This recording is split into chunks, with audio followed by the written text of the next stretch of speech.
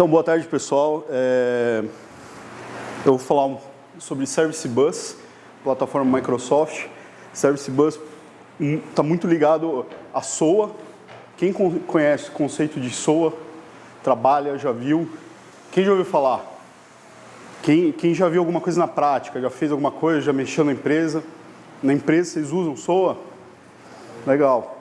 Quando vocês usam SOA, vocês usam o quê de produto? Hã?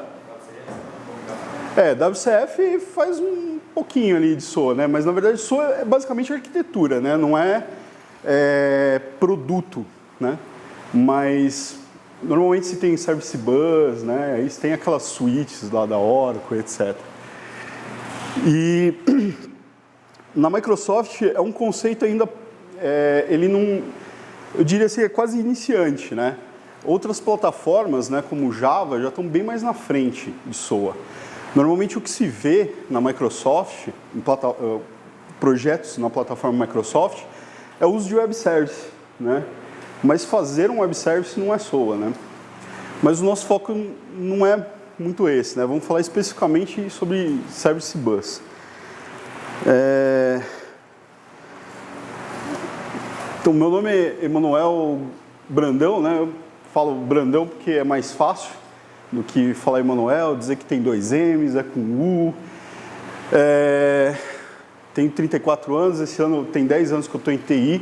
A minha formação, na verdade, era na área de eletrônica. Trabalhava com automação antes, né? Programador humano é o Juan Lopes, vocês conhecem? Deu uma palestra aí legal. Ele falou isso uma vez, eu achei bem legal, porque a gente tem muito aquele programador ninja, programador Jedi, e na verdade eu acho que todo mundo é humano, todo mundo pode errar e falar, não conhecer alguma coisa, né? Hoje eu estou exercendo o papel de arquiteto de soluções e também agora como consultor SOA, né? Estou um pouco mais focado em SOA agora. Até uns 2 meses atrás estava em arquitetura de soluções, aí mexendo com SOA e etc. E aí quem quiser me procurar pela internet, egomesbrandão@gmail, Twitter egomesbrandão, tudo egomesbrandão. Provavelmente vai ser eu, tá? Então, voltando um pouco no passado, a gente chegou um momento em que a internet ficou muito presente nas nossas vidas, né?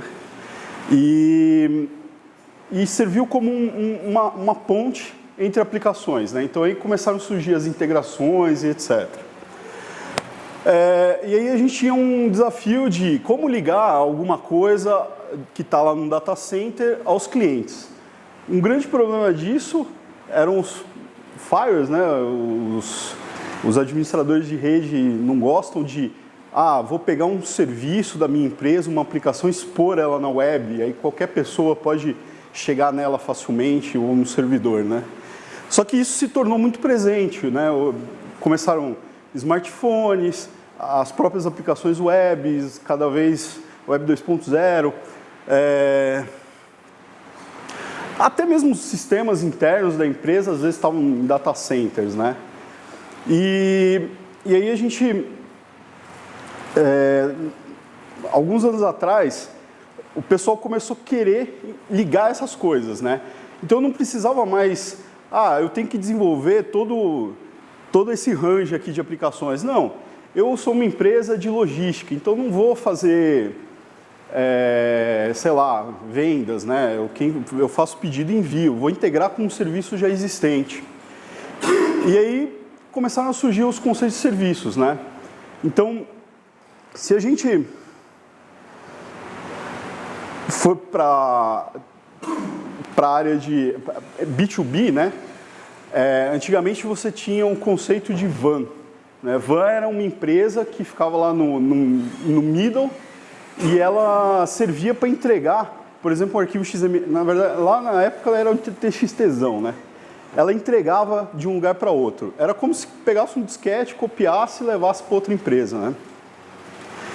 E aí, quando passamos para consumer, é você consumir no seu smartphone algum serviço de uma empresa, né?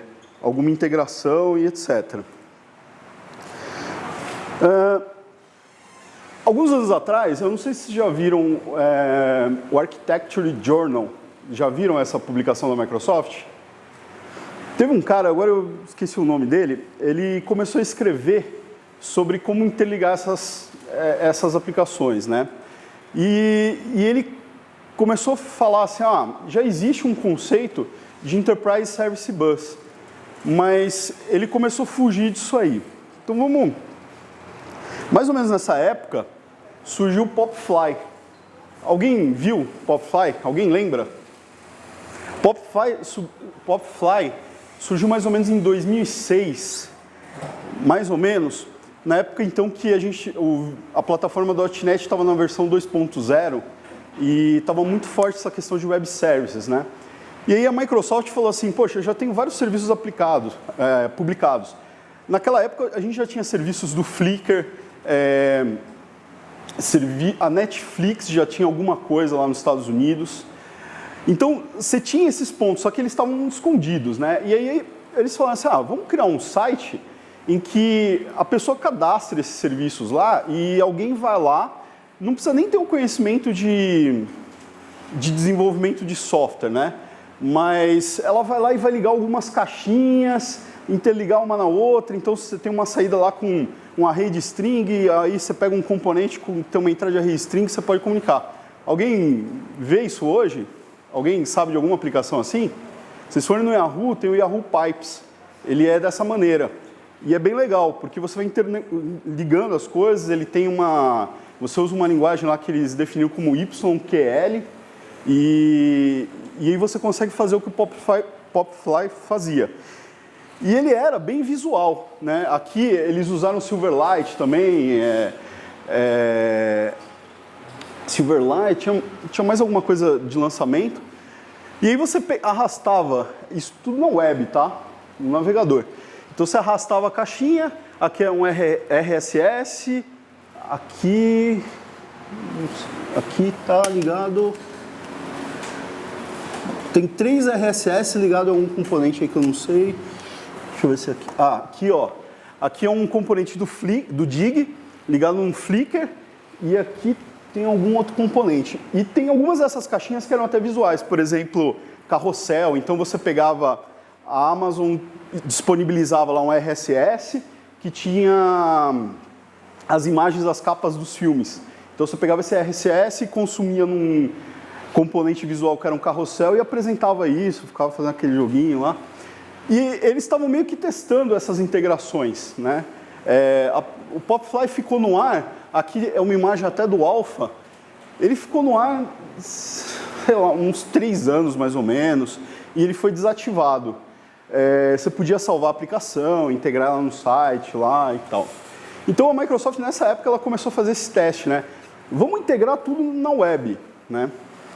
E isso é mais ou menos o que seria um Service Bus, né? Vamos dizer, mais ou menos. Então, se a gente fala assim, Service Bus, o Bus ele não é só integração, mas normalmente ele é usado para integração. E qual que foi essa evolução? Lá no começo, como eu falei, que tinha aquelas vans, elas serviam para mandar arquivos textos, né? Então esse arquivo texto parava lá num lugar lá na internet, e aí o seu fornecedor ia lá e puxava, processava, devolvia. Lembra que naquela época a gente tinha kbps, né? Muitos anos atrás. Então para você fazer um upload direto para algum lugar era demorado. Então você tinha empresas especializadas nisso, que eram as vans. Aí foi evoluindo, chegou as vans chegaram a tratar padrão XML, tinha um Edifact, deu uma evoluída. Só que, qual que é o problema de você fazer integração via TXT? Oi? Formato, tamanho, ele não é online, né? O cara vai processar. Isso também não é um limitador, tudo depende, né? Mas não é uma coisa tão interessante. Em seguida, as empresas falaram assim, vamos começar internamente, né? Fazer integração via banco de dados.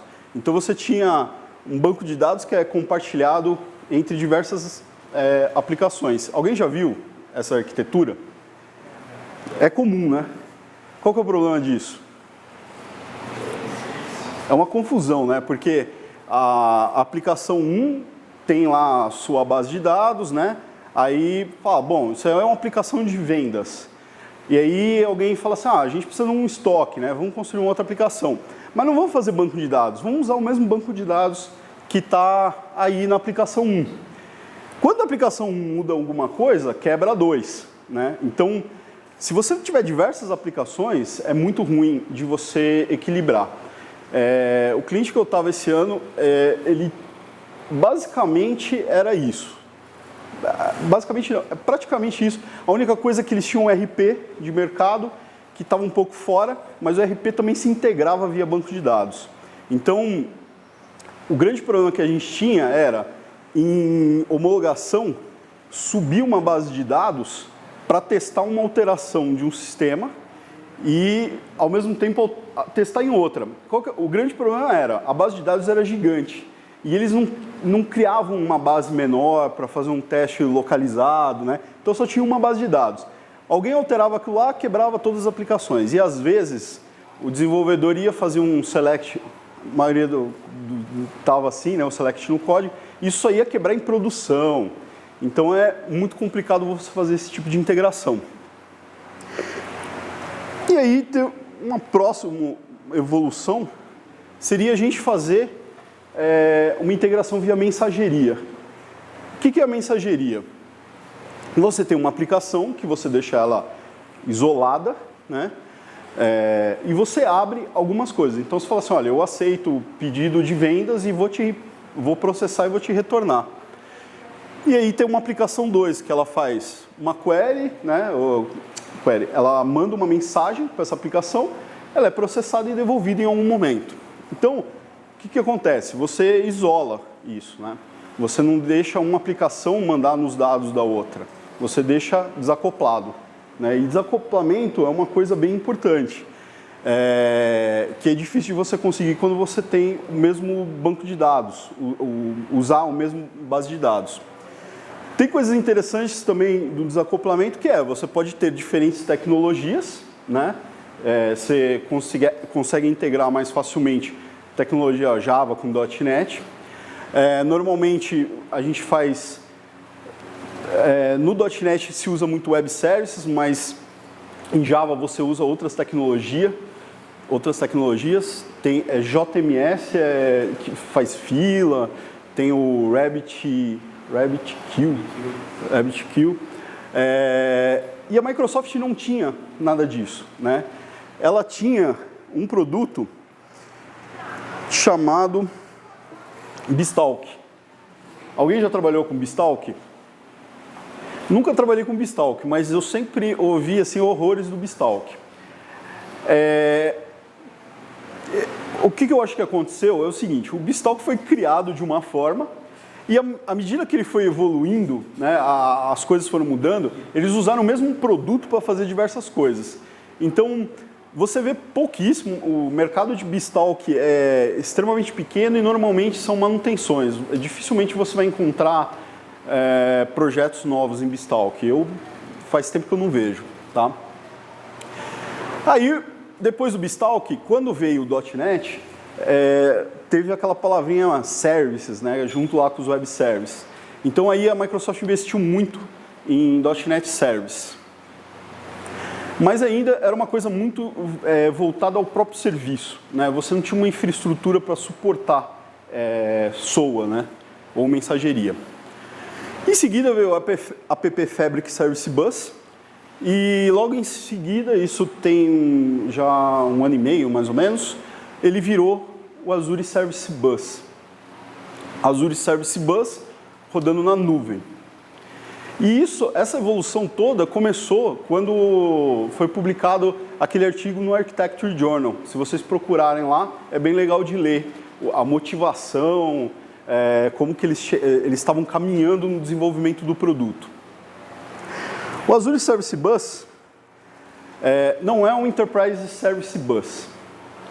O ESB, ao longo do tempo, ele adicionou diversas características ao Bus, né? Então, o Service Bus é uma implementação de um pattern. Só que ao longo do tempo foi se adicionando várias coisas. Por exemplo, XML Transformation,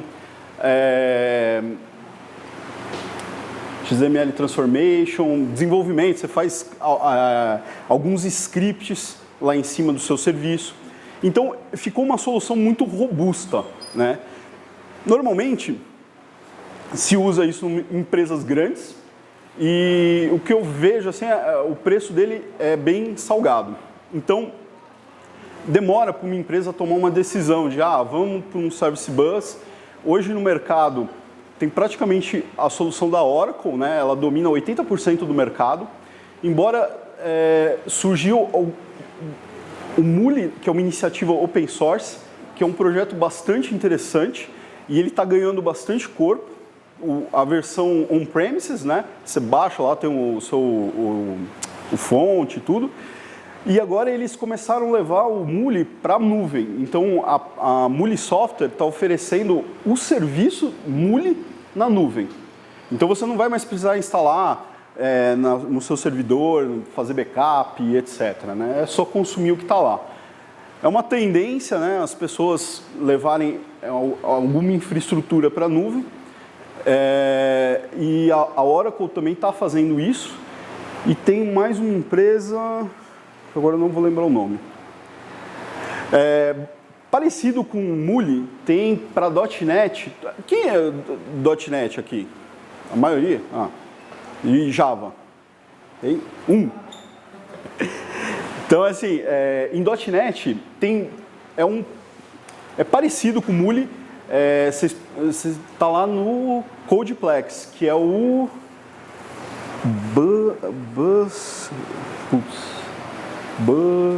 não vou lembrar.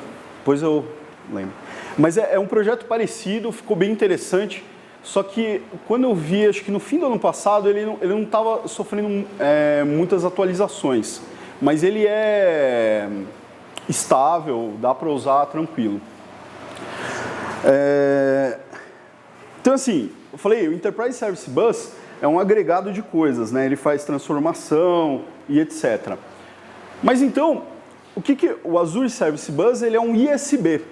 ISB, pelo menos até onde eu vi, surgiu nesse artigo lá do Architecture Journal esse conceito. O que é um ISB?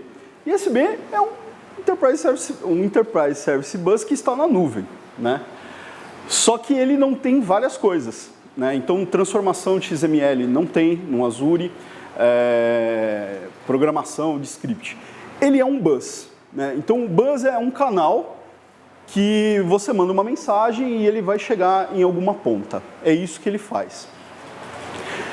E todo o resto, a transformação, se o meu fornecedor manda um XML diferente, aí você tem que tratar isso no seu serviço. Tá? Como que está hoje o Azure Service Bus? Ele atende várias tecnologias. Você tem a própria API do Service Bus aqui, né? Baseado nesse protocolo aqui proprietário. A Microsoft viu que isso não era uma coisa legal, né? Finalmente, algumas coisas mudaram na Microsoft. Então, você pega o Bus da Oracle, ele implementa diversos protocolos.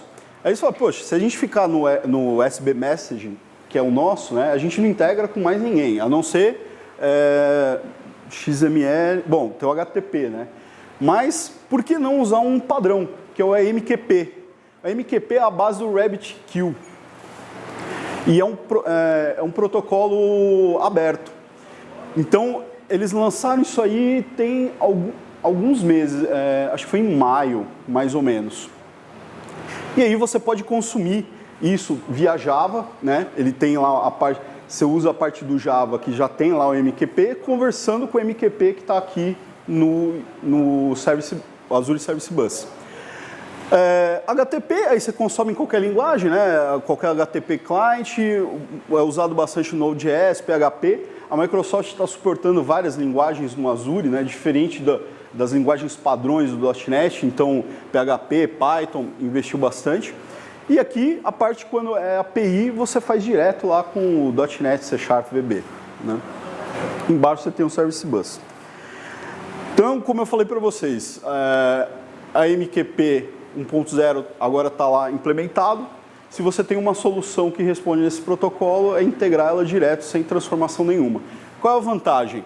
A MQP é um protocolo binário. Então, ao invés de você estar fazendo o envio de mensagens XML, como é normalmente um web service, você faz o envio binário. E binário é mais rápido, né?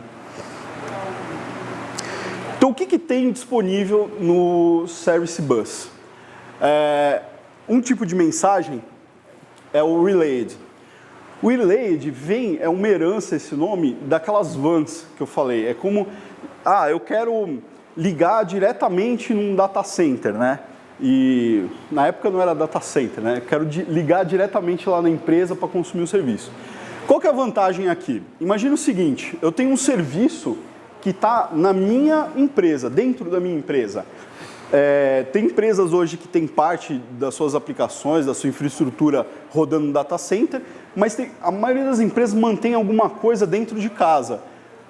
Segurança, o cara quer ser responsável, ou então ele já fez um investimento nos últimos anos muito grande em infraestrutura e ele não vai jogar isso fora.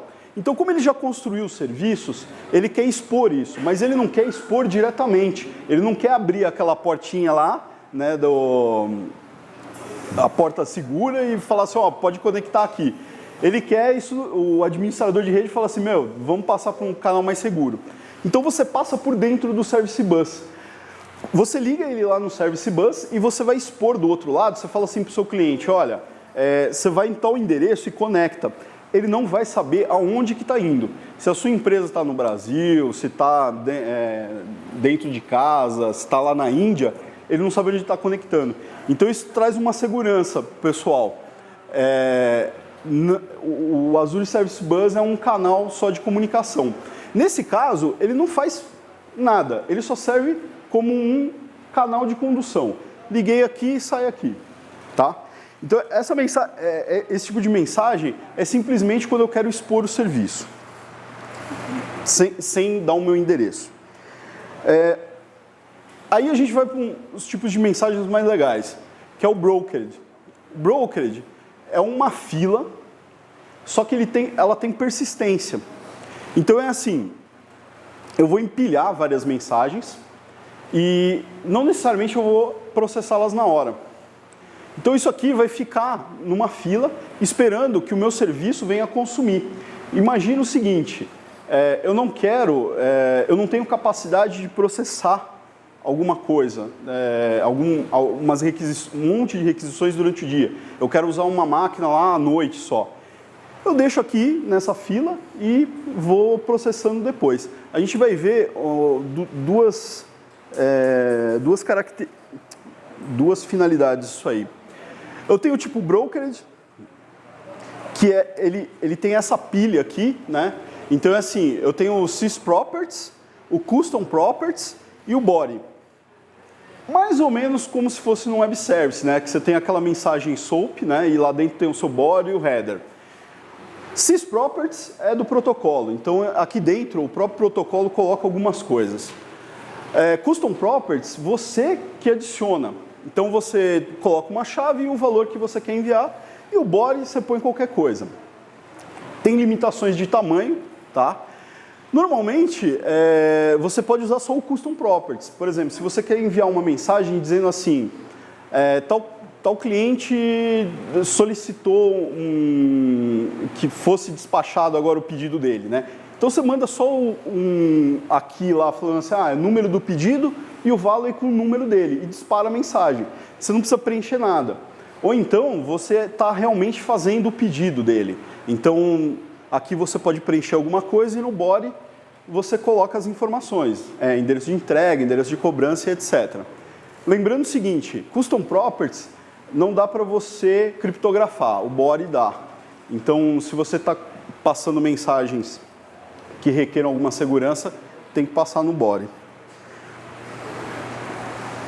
Como eu falei do MQP, foi implementado desse outro lado, então ele é igualzinho. Se você tem lá sistema Java já funcionando com MQP, é só você conectar e aí é o mesmo formato.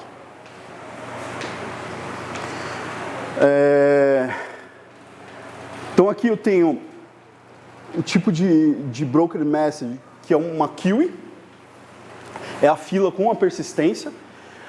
No Azure Services, ele põe isso num SQL Data Table, né? Só que você não precisa configurar nada disso, você simplesmente consome o serviço. Vamos dar uma olhada aqui, eu tenho um exemplo de... Deixa eu ver, está conectado? Não. Espero que conecte. Alguém aqui já entrou no Azure? Alguém já fez alguma coisa? Vocês fizeram que assim, criar máquina, esse tipo de coisa, ou vocês usaram o Service Bus? Não. Hã? Raiva? Oxe. Site. O Azure tem diversas coisas lá dentro, né? Você pode criar uma máquina virtual. Eu tenho uma máquina virtual que às vezes eu uso como meu notebook, né? Abro lá no cliente, só uso o remote desktop. Abriu? Abriu. Então tem máquina virtual, tenho agora os serviços mobile, tem a base de dados, o Service Bus aqui, né? Como que eu uso o Service Bus? Eu tenho que criar um namespace, tá? Então eu criei aqui um namespace chamado DevDay, vocês estão enxergando aqui? Mais ou menos? Crio um namespace chamado DevDay, eu vou fazer aqui, vou pôr DevDay 13.2. E aí eu vou dizer onde que vai rodar, em qual região que eu quero que ele aloque esse serviço, né? Então tem aí Ásia, Estados Unidos, etc. Vou pôr centro-sul dos Estados Unidos, ficar mais perto do Brasil, aí o lag provavelmente é menor. Ele vai ativar para mim. Quando ele ativar, ele vai gerar uma chave que vai ser o que eu vou colocar na minha aplicação para chegar nesse namespace. O exemplo que eu vou mostrar para vocês é usando a API, né? Então vou pegar aqui a de cima que eu criei já, a chave. Ó. Ele cria essa chave, está mais para baixo.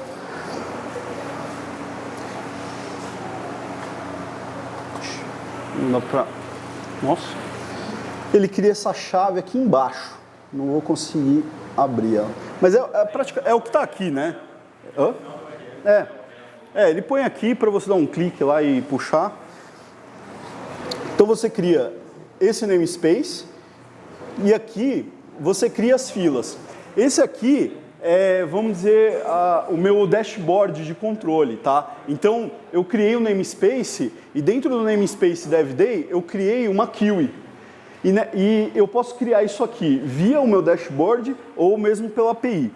Então, eu tenho aqui um código .NET, C#.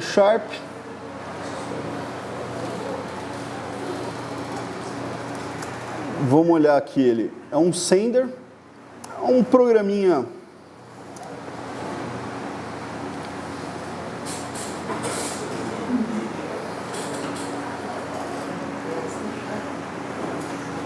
O que ele está fazendo? Ó, eu vou abrir uma console, ele vai fazer um laço lá infinito, e enquanto eu digitar alguma coisa e der Enter, ele vai carregando isso para uma mensagem.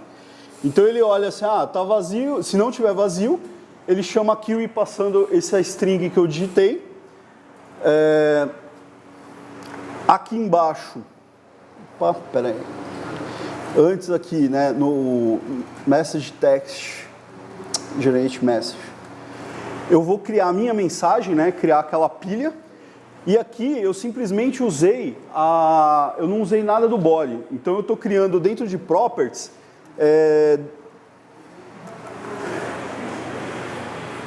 estou adicionando duas chaves, né, uma que eu dei o nome de timestamp, deixa eu aumentar aqui. Uma que eu dei o nome de timestamp, só para a gente pegar a hora, e a outra é o que eu digitei, tá? Então ele vai gerar uma broker message para mim, e essa broker message eu vou passar aqui em cima, ó. no Send to Kiwi. Passo a Broken Message para cá. Token é onde eu pego aquela chave que ele criou, quando ele criou a fila, né? Ponho aqui, ele está pegando desse arquivinho aqui, Account Settings, né? O meu nome, que é o owner, e aquela chave. Vou criar um namespace, aqui eu estou conferindo assim, olha, essa Kiwi aqui existe lá, então eu vou consumir ela se não cria. Como eu já criei lá no dashboard, ele vai consumir. Crio uma factory, e aí eu pego e mando essa mensagem lá para o Azure. Então vamos ver se isso aí funciona.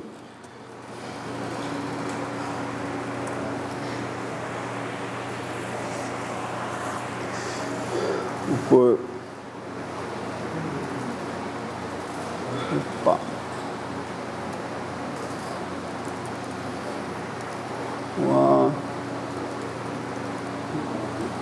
Olá, desenvolvedores. Ele parou aqui, mas vamos seguir. Então assim, ó, tá enviando a mensagem enviada, eu dei um enter e ele saiu da aplicação. Como é que a gente testa se ele enviou? Eu vou aqui no dashboard.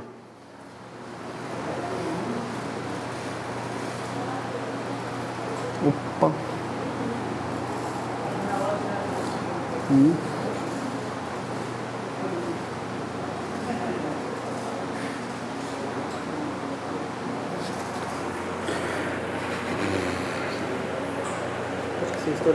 Deve ter que você criou no... Eu estou no anterior, no que eu criei agora.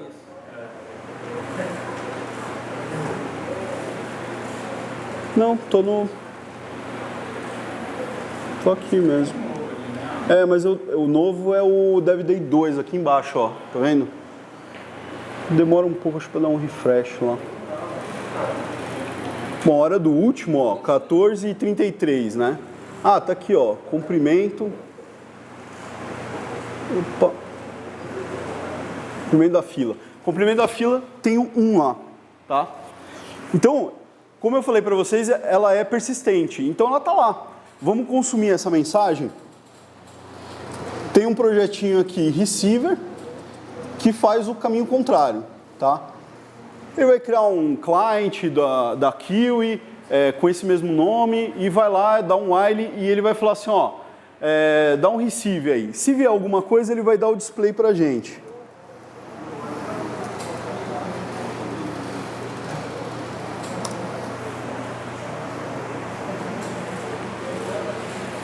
Vamos ver se vem. Tá lá. Então tá aqui, ó. Esse aqui é um ID da mensagem que eu gerei. Olá, desenvolvedores, criado em 19/10. Então eu consumi a mensagem. E se a gente for aqui no site, deixa eu dar um refresh.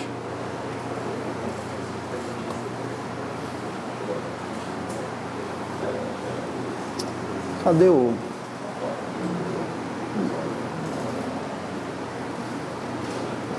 Nossa, ficou muito ruim essa...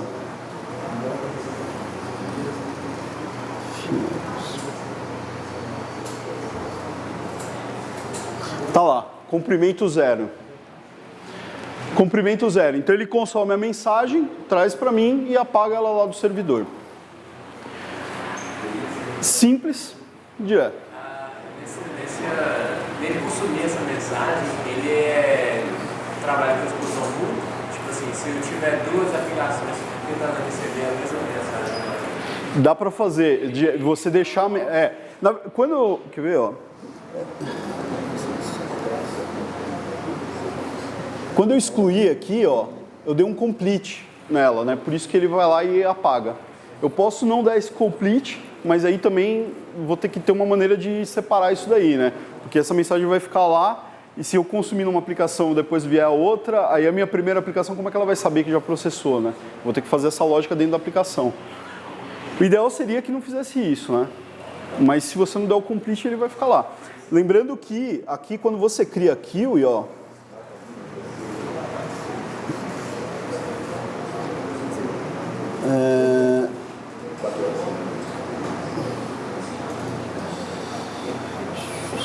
tem uma... acho que é aqui, ó. Configuração.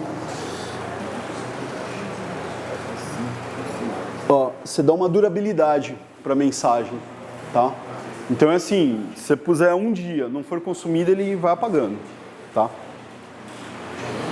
Histórico, bloqueio. Ó, você pode bloquear ela, você pode bloquear a mensagem, aí a sua outra aplicação não iria ler ela, né? Então esse é um tipo de mensagem mais simples. Eu tenho um outro, que é o topic. O topic, eu consigo criar subscrições, é como se fosse um padrãozinho observable e ele fica olhando aqui algumas coisas. Então nessa mensagem aqui, vamos dizer, eu posso ficar enviando pedido, só que eu quero que determinada aplicação consuma pedidos do sul do Brasil e determinada aplicação consuma pedidos do norte. Então aqui nesse sub eu coloco um filtro que é baseado no SQL ANSI. Então ele vai filtrar assim, isso aqui é where SC, né, lá na minha mensagem, então uma aplicação vai consumir a mensagem. E ele vai fazendo esse filtro. Ela também é persistente, ela tem as mesmas características da outra, mas você pode criar esses tópicos de inscrições. Tá? Então, onde que a gente usa, quais seriam os momentos de usar esse tipo de coisa? Vamos imaginar que a gente tem a nossa infraestrutura e ela é muito errática, né? Por exemplo, e-commerce nos dias de Natal, Dia das Mães, Dia dos Pais. Então, eu tenho uma infraestrutura, se eu tiver lá on-premise, chega perto dos Dias das Mães, eu vou ter que contratar mais servidores, vou ter que contratar mais pessoas para instalar, vou ter que suportar isso aí, etc. Quando você está lá no Azure, o que você faz? O load leveling, aqui aplicando o ISB, você vai enfileirar essas mensagens, né? Então, assim, o pessoal vai gerando pedidos, né? Vai enviando. Como ele enfileira as mensagens, a minha aplicação que vai processar uma mensagem de cada vez. Então, ela não vai sobrecarregar, tá? Isso é uma forma de você resolver esse problema. Outra forma, quando você está em cloud, é você fazer o balance subindo diversas máquinas. Então você pode subir mais de uma fila, dividir, fazer os topics e etc. Então você tem várias entradas lá. Se você puser em máquinas diferentes, você consome num período lá de paz, lá de pedidos, com uma máquina, chega perto de um feriado, você consome mais. Aí alguns dados sobre cloud. Né? O consumo de cloud no Brasil está aumentando. Globalmente, eles falam que em 2016 vão gerar 677 bilhões em negócios. No Brasil está em 798 milhões. Né? Não, no Brasil em 2016. Né? Esse ano está por volta de 257 milhões. No médio prazo, 45% das receitas vão vir de pequenas e médias empresas e usar cloud pequenas e médias é bem interessante porque você não tem uma grana muito alta inicialmente, né? Então, preciso de um Enterprise Service Bus, é um custo muito alto. Se você começar com uma solução dessa e ir escalando, é bem mais barato. 12% das empresas na América Latina já usam cloud. É isso aí, pessoal. Quem quiser ver esse exemplo, ele é baseado no, vamos dizer, o Hello World do Service Bus. Então, se vocês pegarem a documentação aqui, ó, no MSDN, é só ir pelas ferramentas de busca que vão cair aqui. Está tudo disponível. Como é que eu construo queues, como é que eu construo Publish and Subscribe. E tem esse exemplo, tem o exemplo do Publish Subscribe, bem simplesão para fazer. Outra coisa, depois que eles fizeram para cloud, o Service Bus, aconteceu o seguinte, tem muitas empresas que ainda têm um receio de, não quero ir para a nuvem agora. Tudo bem, eles pegaram o Service Bus e fizeram um para on-premise. Então você consegue baixar e rodar na sua máquina. Tem um problema que assim, ele depende do SQL Server. Então você precisa ter uma base de dados necessariamente SQL Server. E precisa ter alguma configuraçãozinha um pouco mais pesada lá. Mas dá para começar um on-premises aí e depois partir para a nuvem. É isso que eu tinha a falar para vocês. Obrigado. Se alguém tiver alguma pergunta... Não sei se chega a ser muito profundo no assunto, mas lá atrás você falou que ele transfere os dados via binário, ao invés de que é mais rápido do que o XML. Sei que XML tem N coisas lá que você pode descartar, que utilizaria, mas no fim tudo é binário. Mas o que é esse binário que transforma? Então, binário, o que vai acontecer? O XML, você tem um arquivo de texto gigante. Imagina que se você puser isso em binário, você dá uma comprimida aí na coisa. Ele fica menor. Ele não é um arquivo de texto puro. No fundo, tudo é binário. É binário que a gente diz é que está em cima de um protocolo que não é o XML. Entendeu? Que é o MQP. Basicamente é isso. É como se você desse um zip lá numa página HTML, entendeu? É isso. Alguém mais? Uma coisa? Uma pergunta? Obrigado, pessoal.